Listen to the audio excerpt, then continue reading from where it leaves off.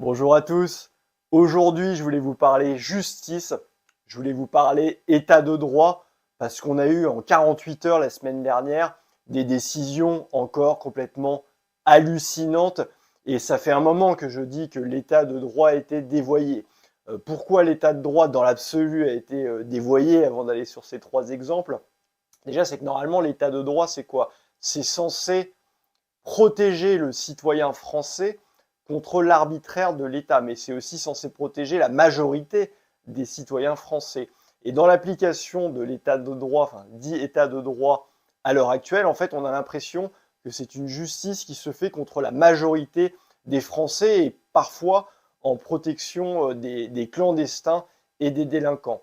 Le premier exemple hallucinant, c'est, rappelez-vous, il y a eu toutes ces affaires avec les influenceurs algérien sur TikTok. Et il y en a un qui s'appelait Doualem. Donc déjà en janvier, le tribunal de Paris avait annulé son expulsion, mais là c'est allé encore plus loin. Je rappelle quand même que c'est une personne qui à deux reprises est entrée illégalement sur le territoire national. C'est quelqu'un qui a six condamnations de justice, donc on ne parle pas d'un enfant de cœur. Mais cette personne-là, il y avait une OQTF parce que il se faisait le relais en fait de la propagande du régime algérien. Il a carrément menacé de mort un opposant du régime algérien sur le sol français. Et plutôt en fait d'expulser cette personne, ce qui aurait été normal dans n'importe quel pays du monde, et bien non seulement l'expulsion a été empêchée, mais on a appris la semaine dernière que le tribunal administratif de Melun a tout simplement annulé son OQTF et a condamné l'État à le dédommager de 1200 euros.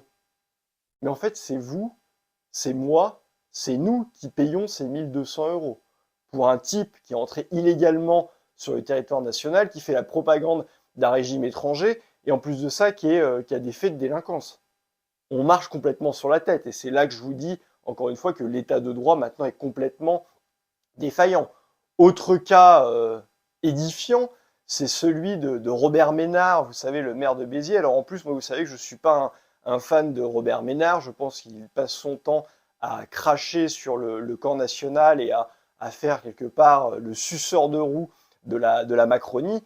Mais là, en l'occurrence, c'est hallucinant ce qui lui arrive. C'est-à-dire que Robert Ménard, à sa mairie, avait refusé de marier justement deux personnes.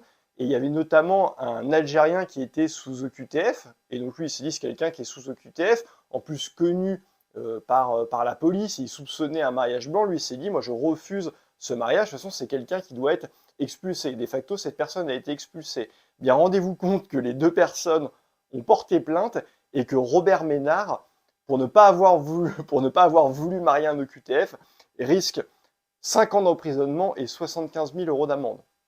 Donc en fait, l'honnête citoyen français qui va faire un excès de vitesse va avoir une amende, Robert Ménard risque ça, et le délinquant sous OQTF, lui, va avoir un dédommagement de 1200 euros. Et vous vous rendez compte comme on marche sur la tête. Et le dernier exemple, qui date de la semaine dernière, tout ça c'est en 48 heures, c'est la mairie de Beaucaire, une mairie d'ailleurs qui est Rassemblement National, anciennement c'était Julien Sanchez le maire. Et bien cette mairie, traditionnellement, expose une crèche au moment de Noël. Eh bien, rendez-vous compte que pour avoir exposé une crèche au moment de Noël, la mairie est condamnée à payer une amende de plus de 120 000 euros. C'est tout simplement hallucinant. Alors, le prétexte, c'est quelqu'un de, encore une fois, le dévoiement des droits de l'homme, quelqu'un de la Ligue des droits de l'homme de Beaucaire, qui a peut-être que ça à faire, qui a porté plainte contre la mairie, qui a été condamnée.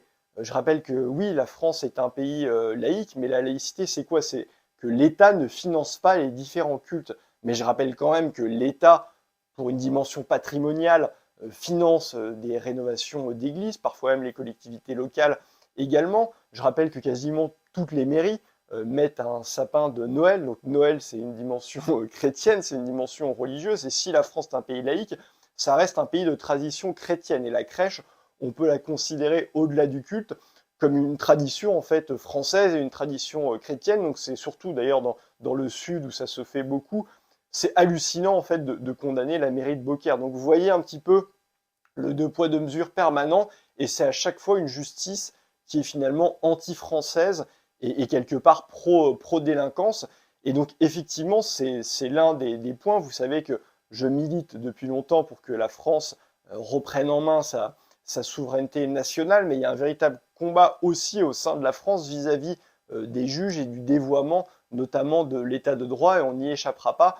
Il faut évidemment mettre au pas, en fait, normalement, je veux dire, un juge n'est pas un représentant du peuple, ce sont les élus qui sont des représentants du peuple, et donc quand des juges vont aussi loin, en fait, dans l'anti-France et vont aussi loin dans le dévoiement de l'état de droit, il faudra bien évidemment légiférer contre cela. Écoutez, j'espère en tout cas que cette vidéo vous a plu. Si c'est le cas, je vous invite comme d'habitude à adhérer à Reprenons le contrôle. C'est important si vous voulez lutter contre ce genre de dérive, si vous voulez lutter pour la souveraineté nationale. Et je vous invite aussi à vous abonner à tous mes réseaux sociaux et à tous ceux de Reprenons le contrôle. Et je vous dis à très bientôt.